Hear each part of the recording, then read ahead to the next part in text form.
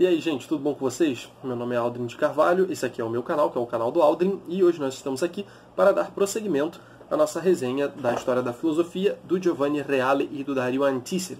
Lembrando sempre de que vocês podem comprar esse livro aqui, assim como os outros dessa coleção, pelos links na descrição. Se vocês fizerem isso, eu ganho uma comissão em cima disso. Sai o mesmo preço para vocês de se vocês comprassem pela Amazon normalmente, mas eu ganho uma comissão em cima disso. Então é muito legal. E caso você não queira adquirir os livros, não tem problema, você pode ajudar o canal de outras formas. Quais sejam? Você pode fazer uma doação pelo Pix do canal, né? A chave provavelmente está aí embaixo. Assim como você também pode apoiar o canal no Apoia-se, que é uma plataforma de apoios mensais. Né? Você pode apoiar mensalmente um projeto da sua preferência, no caso, o canal do Aldrin. Né? Nós, lá no Apoia-se, nós já temos 6 apoiadores, que são os seguintes. Né? 2 deles não tem um negócio privado ali, né? Então não podem, aparentemente, provavelmente não querem ser mencionados. Mas nós temos aqui, além desses 2, o Nivaldo, o Pedro Barbosa, o Pedro Henrique e o Matheus Reis. Galera, muito, muito, muito obrigado. Vocês que fazem o projeto ter certeza de que vai continuar existindo, tá? Então, se você quiser ser uma pessoa braba, incrível, que nem essas 6 pessoas, você pode clicar no link aí embaixo, fazer a sua doação e, enfim, você vai aparecer aqui no vídeo mencionado. Enfim. Então, bom, pessoal, vamos entrar no vídeo de hoje. Vocês devem se recordar que nós estamos falando agora do período patrístico, aliás, do lado grego da patrística, né, do período patrístico. Nós começamos a falar falamos sobre a era áurea da patrística alguns vídeos atrás. Em seguida falamos dos padres capadócios. Depois falamos de Pseudo-Dionísio Areopagita, né, uma figura importantíssima para o cristianismo e muito influente. E agora a gente vai para o nosso penúltimo episódio sobre a patrística grega, que vai tratar de uma figura que também foi muito influente, muito importante, que é São Máximo o Confessor. São Máximo. Agora que eu percebi que eu nunca tinha falado isso oralmente, né? Eu tô sempre lendo. Enfim, Máximo, é assim que se escreve. Não sei se costuma se pronunciar Máximo ou Máximo, mas enfim, Máximo o Confessor. Máximo o Confessor, eu provavelmente vou usar as duas formas, porque eu não sei como falo.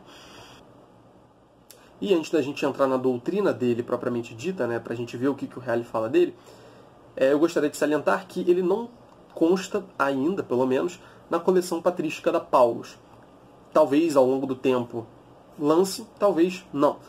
Mas se lançar, vocês podem ter certeza de que haverá resenha dele aqui no canal ou no Resenha Forense na Sexta Patrística. Deve estar o símbolozinho por aqui. Onde nós resenhamos todas as obras da patrística daquela coleção verdinha da Paulus. Né? Eu e meu amigo Marcelo, a gente, toda sexta-feira, na Sexta Patrística, fala sobre os capítulos das obras, capítulo a capítulo, lendo com vocês. Estudando com vocês, analisando a obra com vocês. Então, fiquem ligados aí. Talvez no futuro já tenha saído, por enquanto ainda não. Mas, enfim, se sair, terá resenha aqui. E se não sair, eu tenho muita vontade de trazer também. Realmente parece um autor muito interessante. Mas, enfim, vamos para o vídeo propriamente dito. Agora sim vamos falar sobre o Máximo, quem ele foi, enfim. Bom, o Reale começa falando o seguinte. Máximo viveu de 579 ou 580 a 662 e representa a última grande voz original da patrística grega. Então aqui, por mais que ainda vá ter um vídeo sobre a patrística grega, vai ser sobre alguém um pouco menor em termos de originalidade, né? A gente está falando aqui, então, da última grande voz original da patrística grega. Né? A gente vê aqui já no século VI, século VII. Né? Então, bastante tempo desde os outros autores de que a gente falou. Né?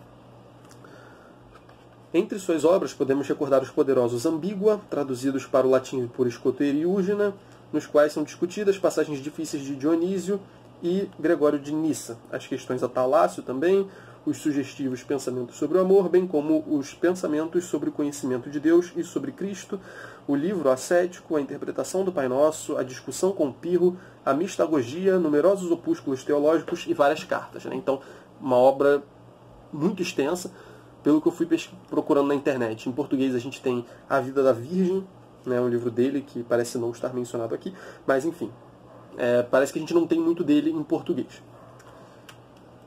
Segue o Reale aqui, né? Máximo é importante tanto pelo aspecto filosófico quanto pelo aspecto místico, ascético e pelo aspecto teológico, né? Então ele trabalha nessas três frentes, né? Filosofia, mística, ascética e, por fim, a teologia propriamente dita, né? A ciência, o conhecimento das coisas divinas. E ele salienta aqui que, do ponto de vista filosófico, o Máximo ele apresenta um neoplatonismo repensado, né? Repensado dentro do contexto do cristianismo. Como a gente já viu com vários outros autores, né? O próprio Pseudo-Dionísio Areopagita, que foi o tema do último vídeo, ele trouxe conceitos neoplatônicos e, aliás, quase todos desse período trazem conceitos neoplatônicos. O Máximo é mais um deles. Mas, claro, adaptado ali às exigências do cristianismo. Bem, e no que diz respeito ao aspecto teológico, ele vai se destacar muito pela cristologia. Eu já vou falar aqui agora sobre algumas heresias que estavam surgindo nesse momento, falando novamente, trazendo à tona novamente esse assunto da natureza de Cristo. A gente já viu que já havia sido estabelecido nos concílios ecumênicos que Jesus Cristo é homem e é Deus, mas simultaneamente, né? Mas parece que ainda assim vão surgir algumas discussões ainda depois, né? E o Máximo ele vai se caracterizar, né? Ele vai ter essa importância histórica por também, né? Além de várias outras coisas da doutrina dele e tal, mas ele vai se destacar também pelo papel dele nessas novas discussões acerca da natureza de Cristo. Ele fala aqui que Máximo, né, ele foi grande sobretudo pela batalha que travou com energia contra as últimas doutrinas que ameaçavam o dogma cristológico sancionado pelo Concílio de Calcedônia. Com efeito, haviam se difundido doutrinas que sustentavam que em Cristo existe uma só energia, né, monoenergismo, e uma só vontade, monoteletismo, de natureza divina, né? Então, havia uma energia e uma vontade apenas do ponto de vista divino, né? Parece que o ponto de vista humano da natureza de Cristo estava sendo esquecido, né, nessas propostas cristológicas novas. Tratava-se de formas de criptomonofisismo, né? Monofisismo, uma natureza, e cripto, aqui dá a entender de algo que está oculto, né? Algo que não é talvez evidente. E talvez ele esteja colocando isso aqui no sentido de que um criptomonofisismo, no sentido de que por trás dessas propostas tinha a ideia de que Cristo é unicamente divino, né? Não tem a natureza humana envolvida, né? Então, criptomonofisismo, né? É o fato de que Cristo só tem uma natureza, só que isso parece que está um pouco acobertado, né? Pelo menos é o que está dando a entender aqui. Máximas refutou, demonstrando com eficácia e grande tenacidade que em Cristo há duas atividades e duas vontades, a divina e a humana. E assim conseguiu levar à vitória a tese de Cristo como verdadeiro Deus e verdadeiro homem. E aí ele comenta aqui que Máximo, inclusive, foi martirizado, né? Foi perseguido, foi torturado, enfim. Ele fala aqui: mas pagou essa sua batalha com grandes sofrimentos. Sua língua foi cortada, sua mão direita amputada e ele próprio mandado para o exílio. Por isso foi chamado o confessor, ou seja, testemunha, da verdadeira fé em Cristo, que ele chamou o mais forte de todos, porque é e se diz a verdade, né? Então Cristo é o mais forte de todos. Ele tanto é a verdade como ele próprio se diz a verdade. Enquanto muitos se dizem contendo alguma verdade em si e não sendo verdadeiros, Cristo fala que é a verdade e ele próprio é a verdade, né? Então ele faz essa defesa. Bom, aí a gente começa a entrar propriamente na filosofia dele, né? Que na verdade está muito associada com tudo o que ele traz, né? As linhas gerais são basicamente essas. O núcleo essencial do pensamento de Máximo está na tematização do papel central da pessoa de Cristo de um ponto de vista tanto antropológico como metafísico, ontológico e cosmológico, com ousadíssimo entrecruzamento de planos em que convergem e se fundem suas concepções antropocêntricas, teocêntricas e cristocêntricas. Então, Cristo tem um papel central, não na criação como se Cristo fizesse parte da criação, mas em todo o cosmos, em todo o universo, Cristo tem um papel central, né? e tanto de um ponto de vista cosmológico, como ontológico, metafísico, antropológico, né? Então, em todas as dimensões, né, em todos esses planos, Cristo aparece como central, né? Então, todos esses planos acabam convergindo de certa forma. A gente vai falar um pouco mais disso agora. Em uma célebre passagem dos Ambigua, que exerceu profunda influência sobre o Scoto Eriugena, Máximo apresentou 5 distinções fundamentais da realidade. 5 planos, a gente poderia dizer. 5 distinções. Distinção entre Deus e criatura, entre mundo inteligível e mundo sensível, entre céu e terra, entre paraíso e mundo habitado, e entre homem e mulher. E a partir da posição central do homem, que é a imagem de Deus, e ao mesmo tempo como microcosmo, é, portanto, um privilegiado anel de conjunção de todos os seres, Máximo explicou que a tarefa de unificação universal, confiada por Deus ao homem, decaído por causa do pecado original, foi realizado pelo Verbo, em que a natureza humana e a divina se uniram sem mistura. Então, vamos parar um pouco aí, porque foi muita informação. Mas antes de fazer uma explicação, né, do que a gente acabou de ler, gostaria de me referir novamente aqui aos textos complementares do Reale, em que o Máximo explica isso, só que parece que ele usa um vocabulário que faz com que a gente entenda um pouco melhor o que ele quer dizer. Percebam. Ele olha para a tradição que vem antes dele, né? O Máximo olha para a tradição cristã, para os santos que viveram antes dele, e ele fala que eles, né, todos esses que pensaram acerca desses temas, dizem que a substância de tudo, né, o ser de tudo, de tudo o que foi feito, distingue-se em 5 divisões. Dizem primeiro que a primeira delas é a que distingue a realidade não criada da criada, na sua totalidade. Então essa é a primeira distinção que existe entre a realidade incriada, Deus, né, como ele coloca aqui, né, ele fala em Deus ali nas páginas normais do livro, e realidade não criada, e realidade criada. Então essa é a primeira contraposição que tem. Não no sentido de serem coisas opostas, evidentemente, mas enfim, uma é não criada, outra é criada. A segunda divisão, ao contrário, em base à qual se distingue toda a natureza que recebeu o ser de Deus na criação, é a que está entre o inteligível e o sensível. Né? Então, primeiro a gente tem o não criado e o criado, e agora ele pega a realidade criada, né, tudo aquilo que recebeu o ser de Deus, né, ele pega essa segunda realidade da primeira distinção, e dentro dela faz uma outra divisão, que é a divisão entre aquilo que é inteligível e aquilo que é sensível. Então, não criado e criado, né, Deus e criatura, e coisas criadas, o universo, vamos dizer assim, e dentro do universo, né, dentro das coisas que são e que foram criadas por Deus, existem tanto aquelas coisas sensíveis como aquelas coisas inteligíveis, né, metafísicas, digamos assim. E aí a gente lembra, né, nessa época havia muita discussão acerca de... porque quando você importa o platonismo para dentro do cristianismo, surgem alguns problemas, né, porque no platonismo, como realidades não criadas, existe tanto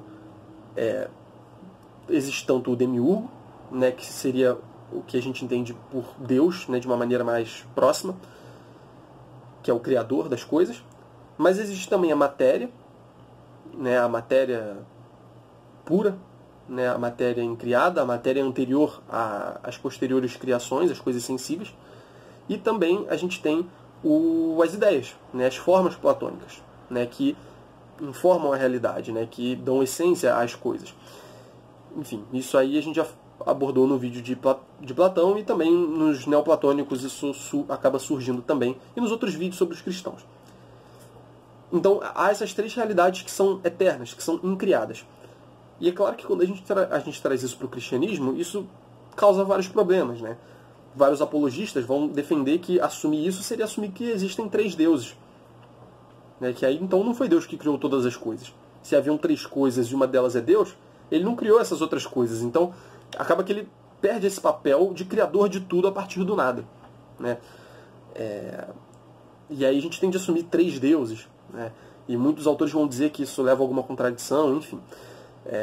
Mas o que importa aqui é que há realidades que no platonismo originalmente eram concebidas como incriadas, que quando são trazidas por o cristianismo, elas precisam ser colocadas como criadas de alguma forma para poder reservar esse espaço de incriado, de eterno, exclusivamente a Deus. Né? Então, considerando a influência neoplatônica dele, acho que a gente pode dizer sem muita dificuldade que quando ele faz essa segunda distinção das coisas criadas, né? Então quando ele pega as coisas criadas e divide entre sensíveis e inteligíveis, ele provavelmente está colocando no plano das inteligíveis as formas. Né? As formas e esse tipo de realidade. Né? A forma das coisas, enfim, a metafísica dele tem outros detalhes que não são abordados aqui. Mas de todo modo, a gente consegue imaginar que existem as realidades inteligíveis que estão no âmbito do inteligível. E as realidades sensíveis, né, com as quais nós nos deparamos aqui, estão no plano do sensível. Então essa é a segunda distinção que ele faz. Primeiramente, incriado, criado, e aí dentro do criado temos, por um lado, inteligível e por outro lado, o sensível. A terceira é aquela segundo a qual a natureza, ou seja, a realidade sensível, se distingue em céu e em terra. Então, entre as coisas criadas e entre as coisas criadas sensíveis, a gente ainda pode distinguir aí o céu e a terra. Aqui sendo entendidos o céu não como o paraíso. Ele vai falar disso na próxima distinção. Mas é que ele está falando do céu, realmente o céu que a gente vê, e a terra. Nessa época, a gente já falou disso, existia uma, assim, digamos assim, uma contraposição muito radical entre o céu e a terra. Né? Entre o mundo supralunar e o mundo sublunar. Né? Se não me engano, é o Aristóteles que traz esse termo. Então são consideradas duas coisas distintas, vamos dizer assim. Né?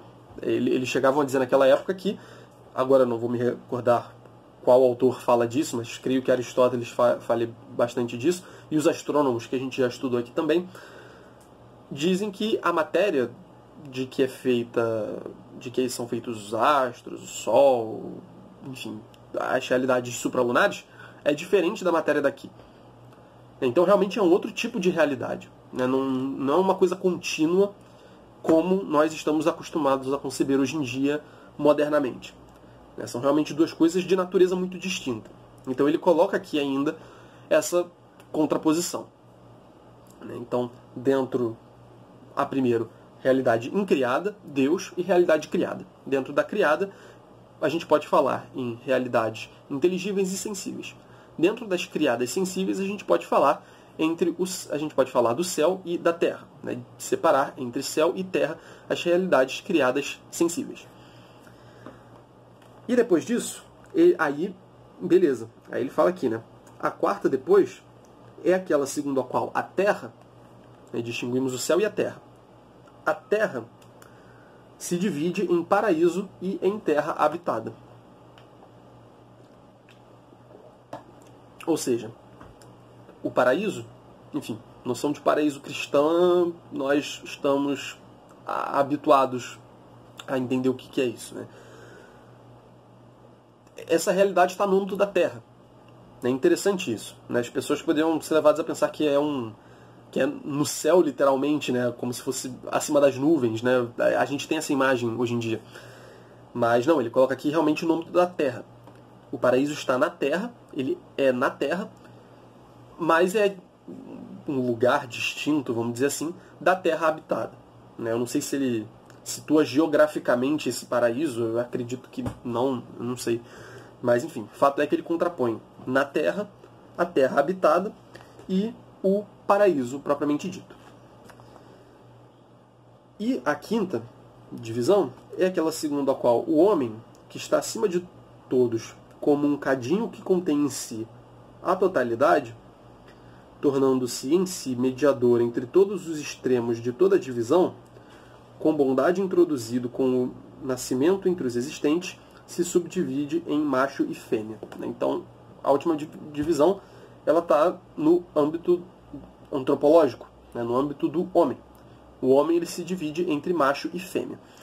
Essa é a última divisão que ele faz. E é interessante, né, que ele faz uma descrição do homem aqui. O homem está acima de todos como um cadinho que contém em si a totalidade, tornando-se em si mediador entre todos os extremos de toda divisão, com bondade introduzido com o nascimento entre os existentes. Então parece que o homem, de certa forma, e ele não aprofunda tanto aqui, mas parece que o homem se encontra numa posição privilegiada dentro desse esquema. Como ele fala aqui, parece que ele é um mediador entre os extremos de toda a divisão. Então parece que ele tem um papel realmente central aí.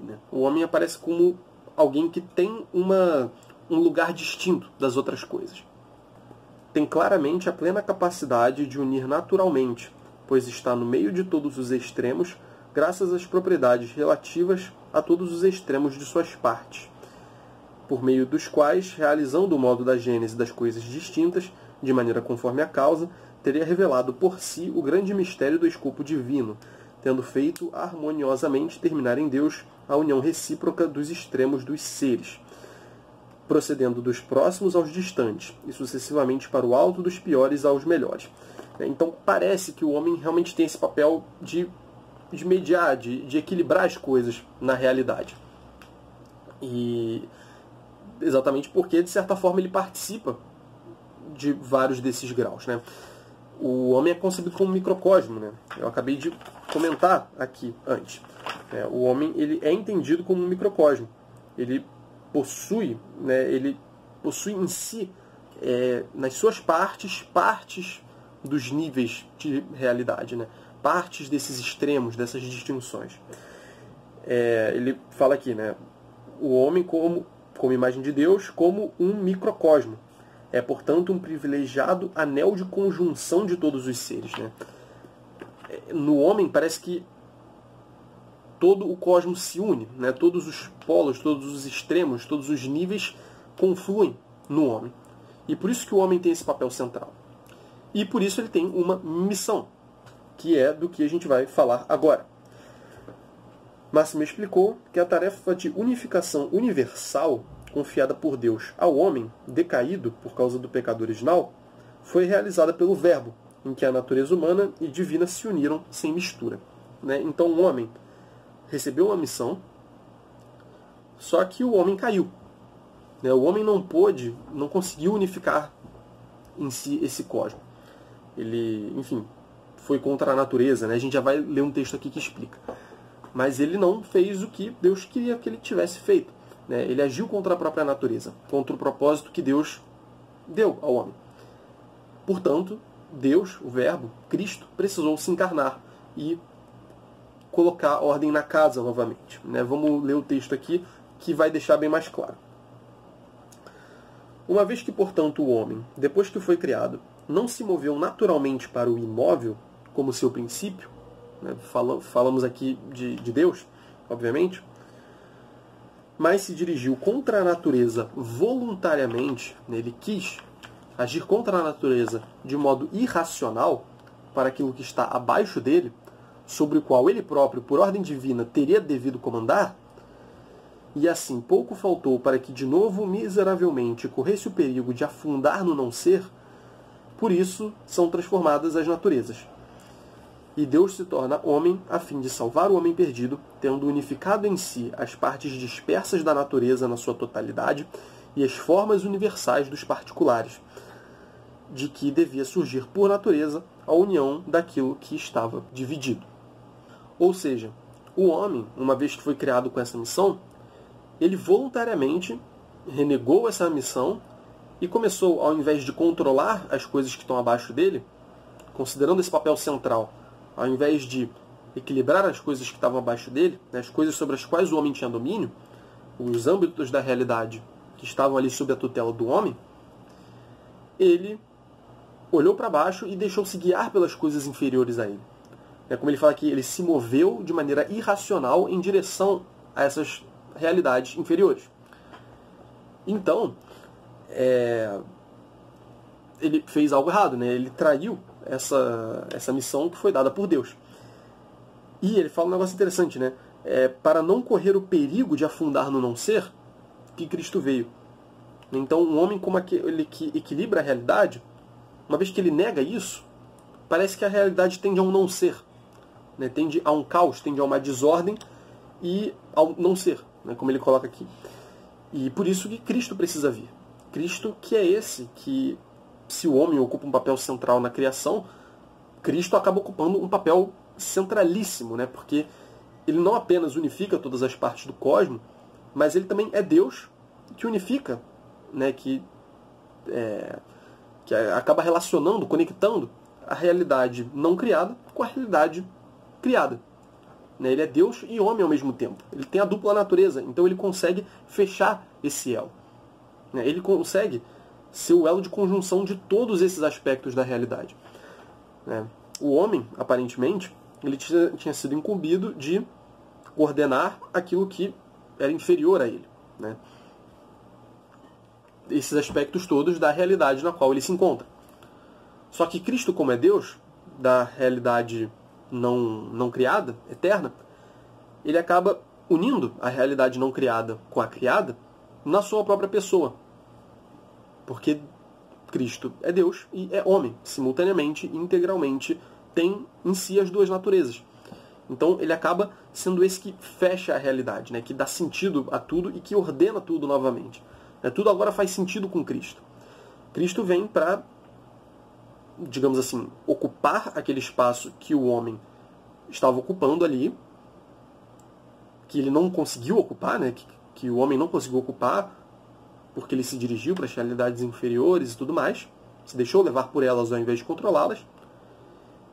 E Cristo não só ocupa, parece, né, o lugar do homem nesse conjunto, né, o lugar que o homem deveria estar ocupando, como também ocupa o lugar de Deus. Né? Então passa a ser o caso que não apenas todos os aspectos da realidade criada estão unificados pelo homem que é Cristo, mas também a realidade não criada com a realidade criada agora estão unidas, né? Estão pensar uma palavra com conjunção, mas estão juntas ali, né?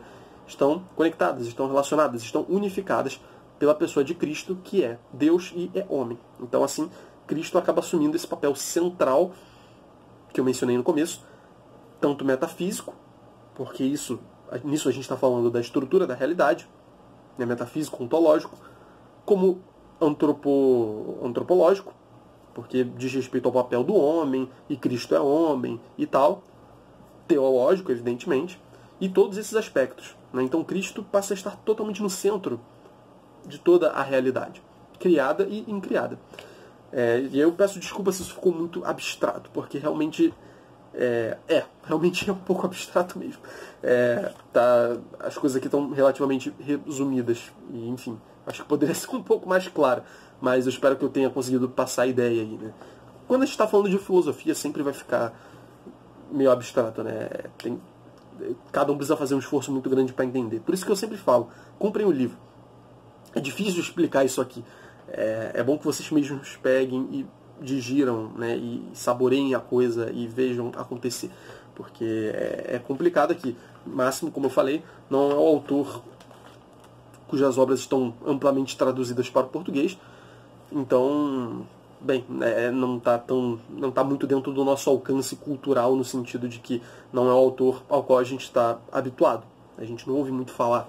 Então, é muita novidade aqui, são os conceitos muito abstratos, como eu disse, enfim. Mas eu acho que deu para captar, né? Cristo, então, é um papel central do ponto de vista metafísico, antropológico, por todas essas razões. Né? Ele vem cumprir aquela missão que o homem não pôde cumprir, né? E dignificá-la ainda mais. Né? Ele acaba, precisamente porque ele é Deus.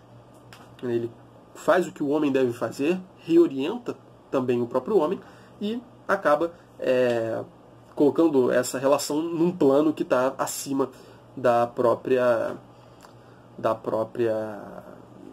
missão original do homem. Então ele acaba unificando toda a realidade e acaba sendo central nessa realidade. E assim realizou o grande desígnio do Pai, recapitulando tudo aquilo que está no céu e sobre a terra em si, em que tudo foi criado. Então ele recapitula, essa palavra é interessante, né? Recapitulado.